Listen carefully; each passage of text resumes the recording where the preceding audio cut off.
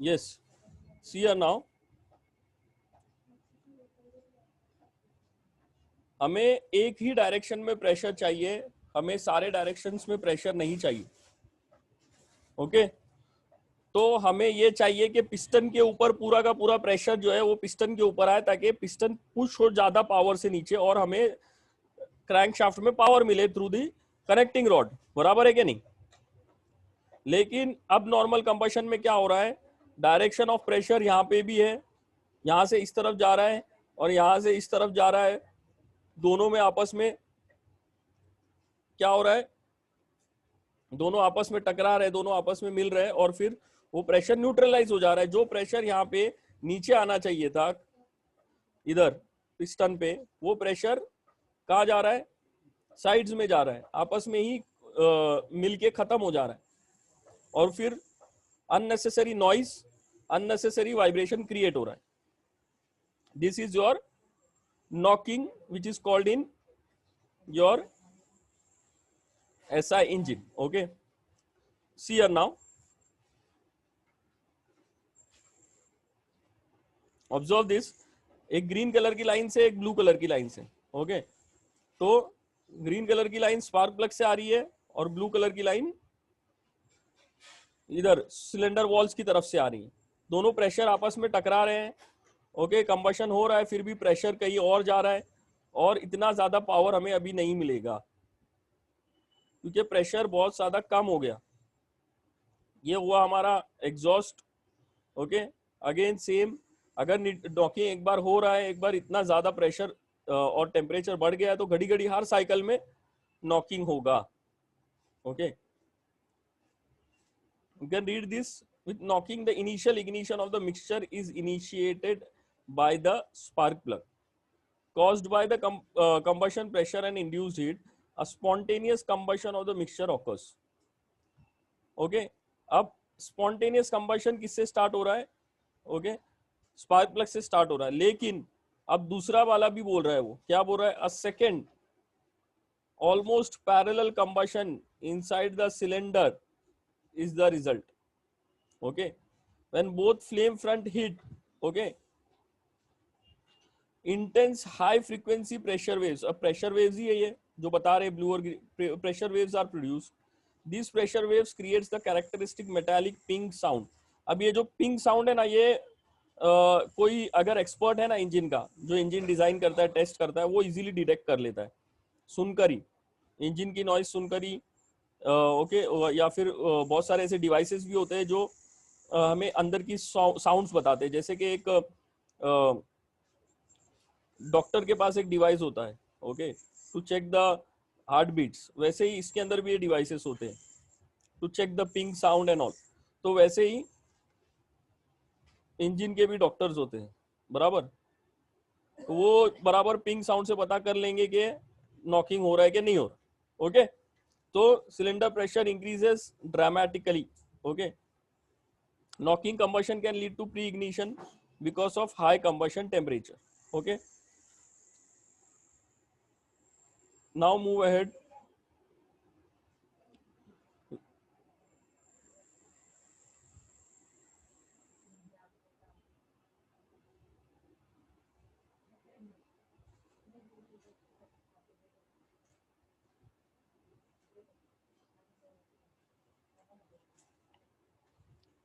Same thing is being repeated. He is showing how the phenomena is going on. ये भी एक point बोल रहा है, अच्छा, वो ग्लोइंग पॉइंट, अ ग्लोइंग स्पॉट, यानी कि अगर आपको इंजन में दिख रहा है कि एक ग्लोइंग स्पॉट है किधर भी, ओके, एक ग्लोइंग स्पॉट यानी कि आपका ये कंबशन चेंबर है। ओके, स्पार्क प्लग तो इधर है सेंटर में, यहाँ से जलते हुए लेयर्स आना चाहिए, लेकिन आपको उसके पहले ही इधर किधर साइड में एक ग्लोइंग स्पॉट दिख रहा है, somewhere in the chamber, is the most likely point for pre ignition. Pre ignition क्यों बोल रहे हैं इसको? यानी कि स्पार्क प्लग का जो हीट है वो रीच करने से पहले, वो उसके लेयर के वजह से जलने से पहले वो खुद ही इग्नाइट हो जा रहा है because of the rise temperature in the combustion chamber या फिर because of the cylinder walls. Okay, a carbon ember can ignite the charge while the piston is very early in the compression stroke. देखो, carbon अगर exhaust stroke में कोई carbon particle, कोई heated particle अगर बाहर नहीं जा पाया, वो अगर अंदर प्रेजेंट है, तो वो क्या करेगा, वो भी फ्यूल को जला देगा, स्पार्क प्लग के जलाने से पहले ही वो जला देगा। तो ये भी जरूरी है कि जो कार्बन पार्टिकल्स है वो भी प्रॉपर तरीके से बाहर जाना चाहिए। Okay, getting all of you, carbon amber can ignite the charge while the piston is very early in the compression stroke, यानी कि कंप्रेशन स्ट्रोक के शुरुआती पार्ट में ही क्या करेगा, कार्बन उसको जला देगा। गेटिंग ऑल ऑफ यू, तो this is the another point.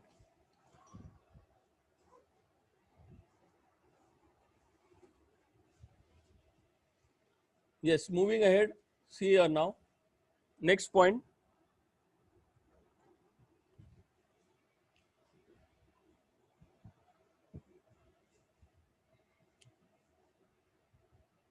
ये देखो, ये कार्बन पार्टिकल बता रहा हूं, एग्जॉस्ट स्ट्रोक में आ गया अंदर। Okay, see here, observe it properly. देखो क्या कर रहा है वो, कंप्रेशन स्ट्रोक में ही जला दिया उसने। क्या हुआ, फायदा क्या हुआ? Yes, anyone who can tell me? अगर कोई कार्बन पार्टिकल गिर गया, okay, observe it properly.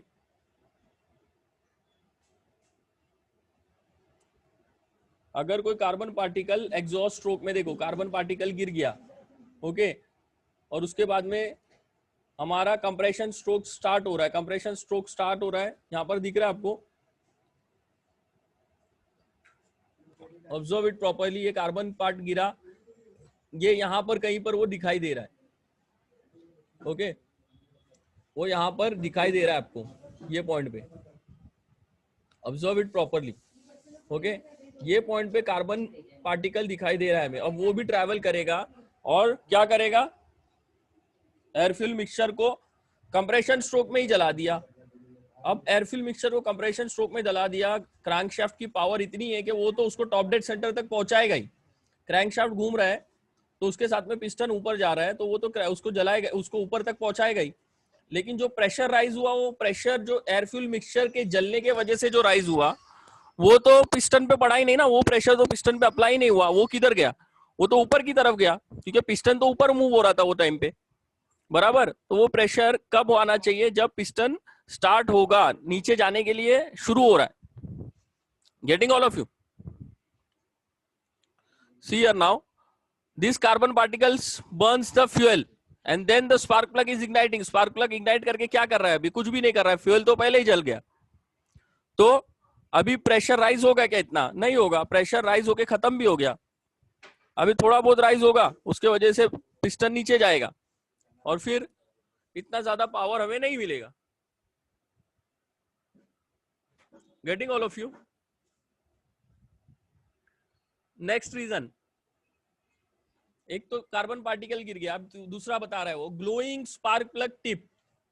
Glowing spark plug tip can also be the reason for a pre-ignition. To avoid this, it is very important to use the heat range, right? Heat range and tightening torque.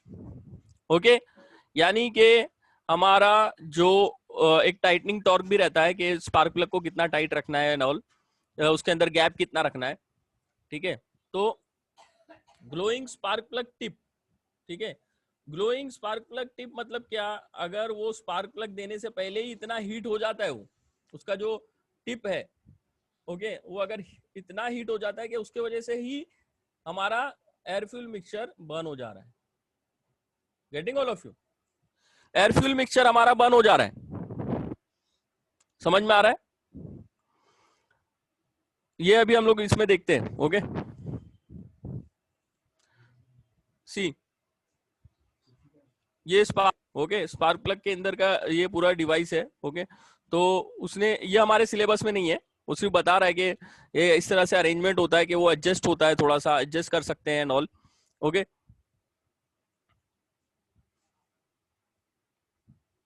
C now, अगर वो पहले ही heat up हुआ है, red red में बता रहे हैं, देखो, तो क्या होगा, वो पहले ये स्पार्क प्लग जो है एयर फ्यूल मिक्सचर को जला देगा जो उसके आसपास आ रहा है, और फिर पावर नहीं मिलेगा। Getting all of you, see here,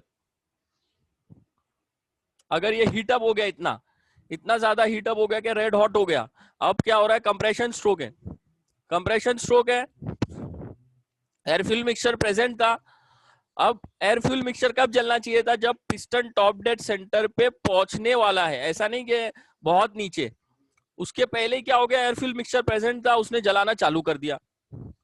अब उसने पहले ही जलाना चालू कर दिया तो क्या होगा, पिस्टन तो ऊपर मूव हो रहा है और वो जल गया फ्यूल, तो इतना ज्यादा जो फोर्स जो है पूरा का पूरा जो पिस्टन पे जाना था वो नहीं जाएगा, क्योंकि उतना फोर्स तो न्यूट्रलाइज हो गया, पिस्टन ऊपर मूव हो रहा था उस टाइम पे, अब वो ऊपर मूव होने तक पूरा का पूरा प्रेशर डिक्रीज हो गया, तो that is why it is a loss.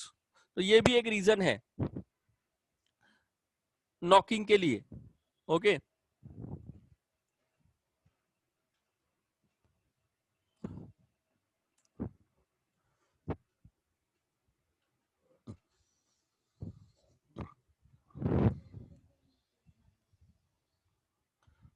See how fast it is, इतना कम टाइम होता है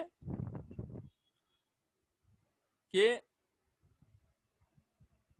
वी कैन नॉट डिटरमाइन कौन सा स्ट्रोक चालू है। See how the piston is having all the dark spots, having carbon accumulated, तो उसका भी क्लीनिंग होना चाहिए। ओके, अगर उसके ऊपर कुछ कार्बन पार्टिकल्स अटके हुए तो वो भी क्लीन होना चाहिए, तो ये सारी चीजें भी जरूरी है। ओके, ऑयल वैसा यूज होना चाहिए। Okay, so this are the things of knocking. Okay, ये नॉकिंग है। अब ये नॉकिंग क्यों हो रहा है, किस वजह से हो रहा है, हमारे कंबशन स्टेजेस क्या होते हैं, वो हम लोग कभी पढ़ेंगे। अभी हम लोग उल्टा जा रहे हैं, पहले मैंने आपको बता दिया नॉकिंग क्या है, ठीक है। अब मैं बताऊंगा आपको कंबशन स्टेजेस क्या है हमारे इंटरनल कंबशन इंजन में या फिर हमारे एसआई इंजन में। हम लोग एसआई इंजन पढ़ रहे हैं अभी फिलहाल, एसआई इंजन का कंबशन देख रहे हैं। एसआई इंजन का कंबशन अलग है, यहाँ पे नॉकिंग की फिनोमिना अलग है पूरी तरह से, और यहाँ पे जो चीजें हैं जो जिसके वजह से नॉकिंग हो रहा है वो सारी चीजें अलग है as compare to a diesel engine. Okay, so let us start now. See, अब मैं थियरी स्टार्ट कर रहा हूँ। ये कंबशन का फॉर्मूला है, जनरली ये सब चीजें होती है। Combustion refers to a reaction by which the fuel is transformed chemically to combustion products. Octane C8 H18 ये हमारा फ्यूल है, वो ऑक्सीजन के साथ में रिएक्ट होता है। ओके, प्लस N2 देता है, it will gives carbon dioxide and water. Okay,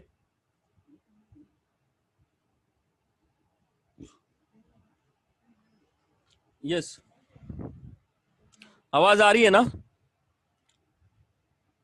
all of you can hear me ना। ओके, सो ये जनरली हमारा रिएक्शन है।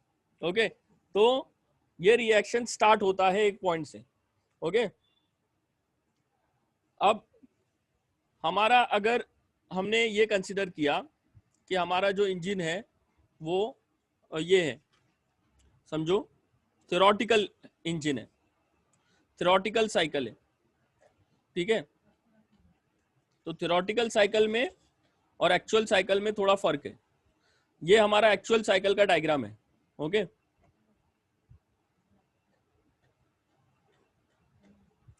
ये हमारा एक्चुअल साइकिल का पी टीटा डायग्राम बोलते हैं इसको। Okay, it is called as P theta diagram, यानी pressure versus crank angle diagram. Okay, where is the pressure, pressure P is on y axis and the crank angle, जो crank angle जो ये turn हो रहा है, okay, ये crank कितना घूमा था और हमारा कंबशन स्टेजेस क्या क्या है वो हमें इस डायग्राम से पता चल रहा है। ओके, तो कंबशन स्टेजेस अलग है और स्ट्रोक्स अलग है। बहुत से बार स्टूडेंट्स जिनको नहीं पता होता है वो कंबशन, ये क्वेश्चन आता है कि explain different combustion stages in SI engines, तो वो चारों स्ट्रोक एक्सप्लेन कर देते हैं। ओके, तो चारों स्ट्रोक्स यहाँ पे एक्सप्लेन नहीं करना है एसआई इंजन्स में। Okay, combustion stages in SI engine बोल रहा है वो। ओके, एक एसआई इंजन 2 स्ट्रोक भी होता है, 4 स्ट्रोक भी होता है, इजंट इट। यहाँ पे कंबशन स्टेजेस की बात हो रही है। ओके, कंबशन स्टेजेस क्या क्या है, तो उस चीज को हम लोग डिस्कस करेंगे कि अगर एक 4 स्ट्रोक ऐसा इंजन है तो क्या क्या हो रहा है। Okay, getting all of you. अब देखो, अगर हमारा थ्योरेटिकल पी थीटा डायग्राम हमने देखा, यानी कि थ्योरेटिकल साइकिल। तो 0 से लेके 360 डिग्री, अगर ये तो सिर्फ यहां से स्टार्ट हो रहा है 70 से लेके ये 60 तक का, 70 तक का इसने एंगल का डायग्राम बताया है, इजंट इट?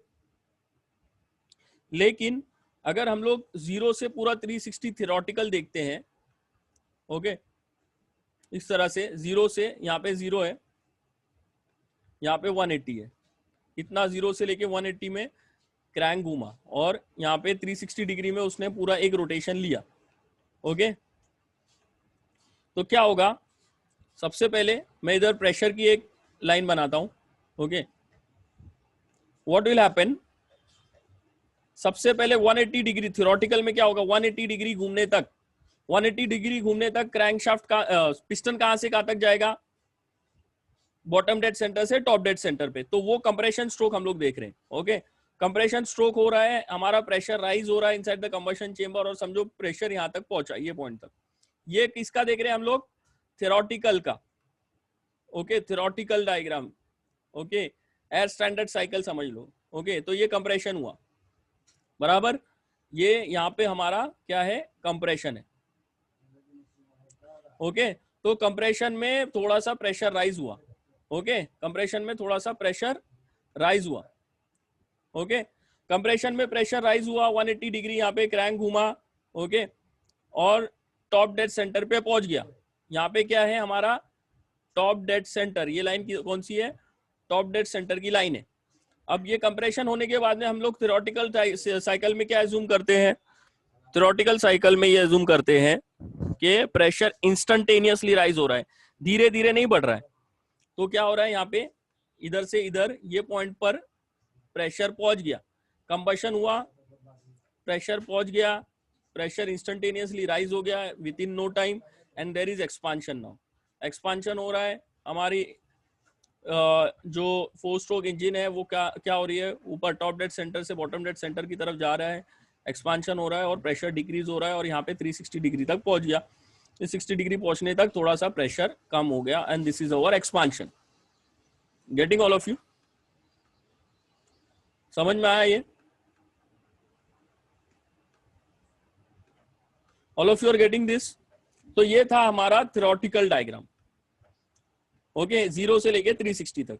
अब ये जो है ये हमारा कंप्रेशन और एक्सपांशन बता रहा है in our actual engine, okay, actual engine की बात कर रहा है ये, ठीक है। तो एक्चुअल इंजन में क्या हो रहा है, देखो, कंप्रेशन स्ट्रोक स्टार्ट हुआ था कहीं से भी, ओके, 70 डिग्री पहले टॉप डेड सेंटर पहुंचने के 70 डिग्री पहले क्या हुआ, हमारा compression stroke, okay, compression stroke 70 degree से बता रहा है, वो पूरा 0 से नहीं बता रहा है, ओके। यहां से स्टार्ट हुआ, ए पॉइंट पे पहुंचा, 30 डिग्री पहले ही टॉप डेड सेंटर के रीच करने से 30 डिग्री पहले ही वो क्या बोल रहा है, स्पार्क प्लग जल रहा है। 30 डिग्री हमने पढ़ा था हमारे इसमें,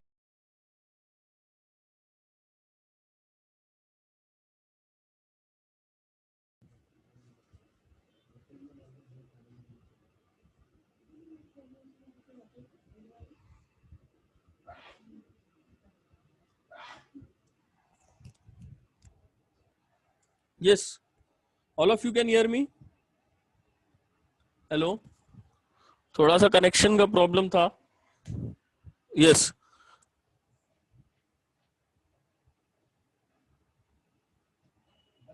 all of you can hear me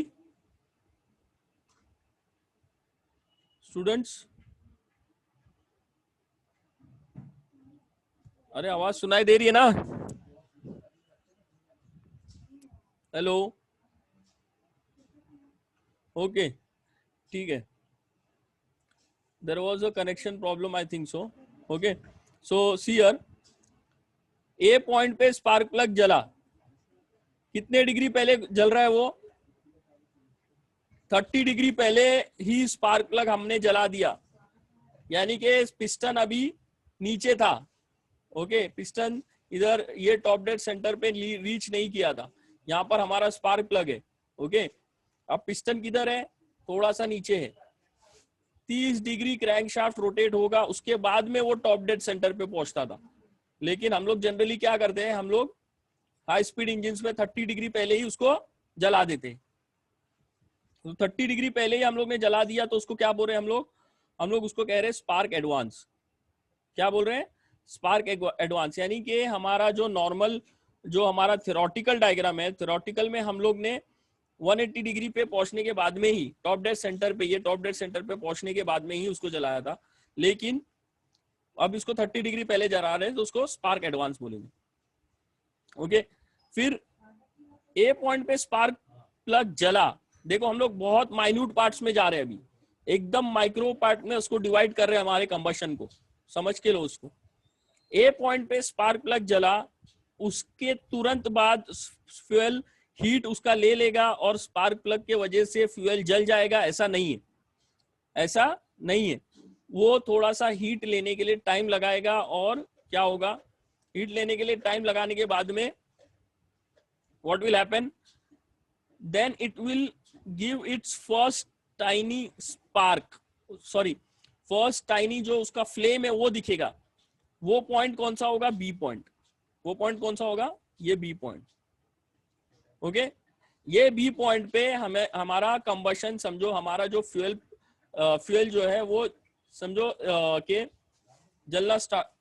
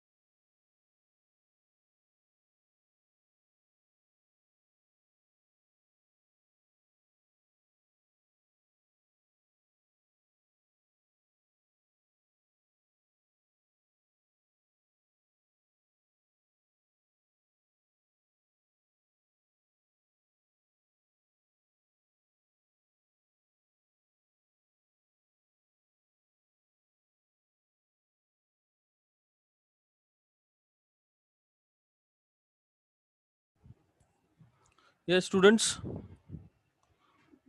can you hear me now properly? Hello.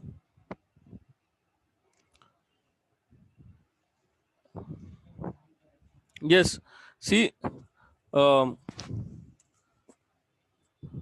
there is some problem with the connection also, but little bit will be there, but still we will try to complete it. Okay, just focus now. See, from A to B, there is a ignition lag which is shown. Okay, यानी कि जब spark plug ignite हुआ वो point A था, वहां से कुछ degrees वो मूव हो गया. Okay, some degrees it has move. Okay, yes. See, now see here all of you. यहां से कुछ डिग्रीज मूव हो गया, कुछ बता रहा है मैक्सिमम 8 डिग्रीज. तो वो 8 डिग्री मूव होने तक जो है फ्यूल बर्न होना स्टार्ट नहीं हुआ था, खाली क्या हुआ था, स्पार्क प्लग जला था. स्पार्क प्लग जला था. ओके, तो स्पार्क प्लग जलने के बाद में जो हमारा जो फेज है, जब वो पॉइंट जो जब आता है जब हमारा फ्यूल बर्न होना जस्ट स्टार्ट होता है, that is the ignition lag. उसको क्या बोलते हैं, इग्निशन लैग. ओके, तो वो इग्निशन लैग ए से लेके बी तक है. ठीक है, फिर बी से लेके सी तक क्या है, propagation of the flame. B से लेके सी तक क्या है, प्रोपोगेशन ऑफ द फ्लेम. यानी कि ये पॉइंट पे क्या हो रहा है, हमारा पिस्टन टॉप डेड सेंटर से होते हुए नीचे की तरफ भी आ गया. ओके, ये पॉइंट पे प्रेशर हुआ, राइज होना चालू हुआ, फ्यूल बर्न होना चालू हुआ, पिस्टन जा रहा है टॉप डेड सेंटर तक, ये पॉइंट पे पहुंच गया. ये टॉप डेड सेंटर है. यहाँ से फिर ऊपर की तरफ, सॉरी, फिर नीचे की तरफ आ रहा है. नीचे की तरफ आने के बाद में प्रेशर राइज हो गया, मैक्सिमम सी पे पहुंचा. फिर सी से लेके डी से होते हुए वो नीचे नीचे नीचे एक्सपांशन स्ट्रोक में ई तक पहुंचा और 60 डिग्री तक पहुंच रहा है. गेटिंग ऑल ऑफ यू, समझ में आ रहा है? तो ये है हमारा पी टीटा डायग्राम. ओके, समझ में आ रहा है? ये क्या है हमारा पी टीटा डायग्राम. अब दूसरी चीज ये है कि अगर वो समझो कि थ्योरेटिकल पी टीटा डायग्राम होता तो उसका जो प्रेशर है, प्रेशर राइज है, वो थोड़ा सा ज्यादा होता. तो ये पॉइंट पे बता रहा है कि थ्योरेटिकल पी टीटा डायग्राम में पी यहाँ पे मैक्सिमम प्रेशर होता है. ये आपको बनाना भी नहीं है एक्चुअल में. आपकी स्टैंडर्ड बुक देखोगे तो ये एफ जी जो बताया है ये आपको एग्जाम में बनाना भी नहीं है. ये सिर्फ एक्सप्लेनेशन के लिए दिया है. ये जो ऊपर का जो कर्व है ना, ये नहीं बनाना है आपको. ओके, समझ में आ रहा है? ये सिर्फ एक्सप्लेनेशन के लिए दिया है कि आइडियल साइकिल में वो ए बी से लेके ओके एम एफ जी ऐसा जाता. ओके, इस तरह से वो कुछ इस तरह से जाता. Okay, like this. तो ये कर्व जी पॉइंट तक वो पहुंचता. लेकिन ये आपको नहीं बनाना है, आपको नीचे वाला मोटरिंग कर्व बनाना है. ओके, जो मोटरिंग कर्व है वो मोटरिंग कर्व आपको बनाना है. मोटरिंग कर्व में क्या है कि अगर समझो ए पॉइंट पे स्पार्क नहीं होता, मोटरिंग कर्व क्या है, ए बी एम जो है, ए बी एम, वो उसको क्या बोलते हैं हम लोग, मोटरिंग कर्व. यानी कि अगर इंजन फायर नहीं करता, स्पार्क प्लग अगर नहीं जलता, तो कौन सा कर्व फॉलो होता, तो वो ये नीचे वाला कर्व है. ओके, ये नीचे वाला कर्व है कि ये ऐसे होके इधर से थोड़ा सा प्रेशर राइज होता because of compression, and then pressure decrease होना चालू हो जाता है एक्सपांशन स्ट्रोक में. लेकिन स्पार्क प्लग नहीं जलता तो ये हमारा कर्व होता था. लेकिन स्पार्क प्लग क्योंकि जला है, कंबशन स्टार्ट हुआ है, तो ये यहाँ से जाते हुए सी से लेके डी से लेके ई तक हुआ, वो फॉलो कर रहा है. Getting all of you? ये है हमारा पी टीटा डायग्राम. बहुत इंपॉर्टेंट डायग्राम है ये. एग्जाम में देखोगे तो डिटोनेशन से रिलेटेड एक क्वेश्चन तो रहेगा ही 100%. कंबशन स्टेजेस के बारे में भी ये जो है, कंबशन स्टेजेस इसके इतने ज्यादा नहीं है in an SI engine. Okay, ये 3 ही स्टेज यहाँ पे बता रहा है. स्पार्क हो रहा है, उसके बाद में इग्निशन लैग हो रहा है, and then propagation of flame हो रहा है, एंड देन आफ्टर बर्निंग हो रहा है. ठीक है, गेटिंग ऑल ऑफ यू? एक इग्निशन लैग है, एक प्रोपोगेशन ऑफ फ्लेम है. ओके, बी टू सी, और फिर उसके बाद में हम लोग सी टू ई ले सकते हैं. ओके, सी टू ई ले सकते हैं, उसको बोलेंगे हम प्रोपोगेशन ऑफ फ्लेम. ठीक है, तो ये जो इतना पार्ट है कि इसको क्या बोलेंगे, ए से लेके बी को इग्निशन लैग।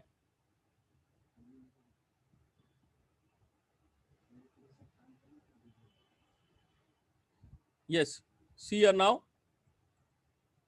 ए से लेके बी तक इग्निशन लैग, आवाज आ रही है बराबर ना? ओके।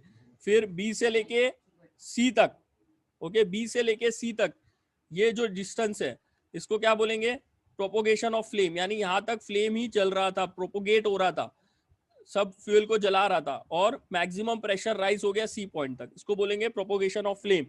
और आपकी स्टैंडर्ड बुक के हिसाब से C2 लेके ई तक ये जो है इतना जो पार्ट है उसको बोलेंगे हम लोग आफ्टर बर्निंग। क्या बोलेंगे? After burning. Okay, after burning यानी कि बर्न होने के बाद में प्रेशर डिक्रीज हो रहा है, लेकिन ऐसा नहीं है कि फ्यूल बर्न नहीं हो रहा है, फ्यूल तभी भी बर्न होते रहता है, क्योंकि इतने कम टाइम में बी से लेके सी तक इतने कम टाइम में 0.015 सेकंड में पूरा का पूरा फ्यूल अच्छी तरह से जल के पूरा का पूरा कार्बन पार्टिकल्स में डेवलप हो जाए, ऐसा नहीं होता, उसको टाइम लगता ही है। एग्जॉस्ट पाइप में जाने के बाद में भी वो थोड़ा थोड़ा जलते रहता है। ओके, तो ये आफ्टर बर्निंग स्टेज बोल रहे हैं इसको। तो ये भी आपको आपके बुक में बताना है, आपके डायग्राम में बताना है एग्जाम में, तो इसलिए मैं बोल रहा था ये एक स्टैंडर्ड बुक हमें रिफर करना है। ओके, लाइक योर गणेशन और योर माथुर शर्मा। ओके, गणेशन में काफी शॉर्ट में दिया हुआ है सिलेबस। ओके, इतनी मोटी बुक नहीं है, माथुर शर्मा बहुत ज्यादा मोटी बुक है। तो अगर आपको शॉर्ट में चाहिए, अगर आज ये स्टेज से अगर आप स्टार्ट कर रहे हो अपनी पढ़ाई, तो आपको गणेशन बेहतर रहेगी, लेकिन उसमें थोड़ा सा मिस्टेक्स है कभी कभी सम्स में। ओके, थ्योरी बराबर है मगर सम्स में कुछ कुछ मिस्टेक्स है, तो उसमें कंफ्यूजन नहीं होना चाहिए। Otherwise it is also a good book.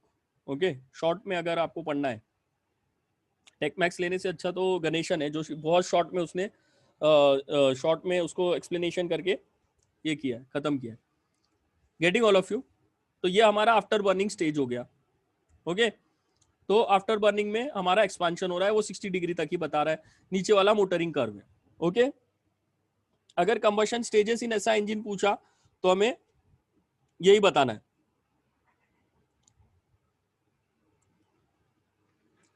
ये समझा सब लोगों को स्पार्क एडवांस क्या है? Spark advance is in terms of crank angle, कि कितने डिग्री पहले टॉप डेड सेंटर के पहुंचने से कितने डिग्री पहले स्पार्क प्लग को आप जला रहे हो। ओके,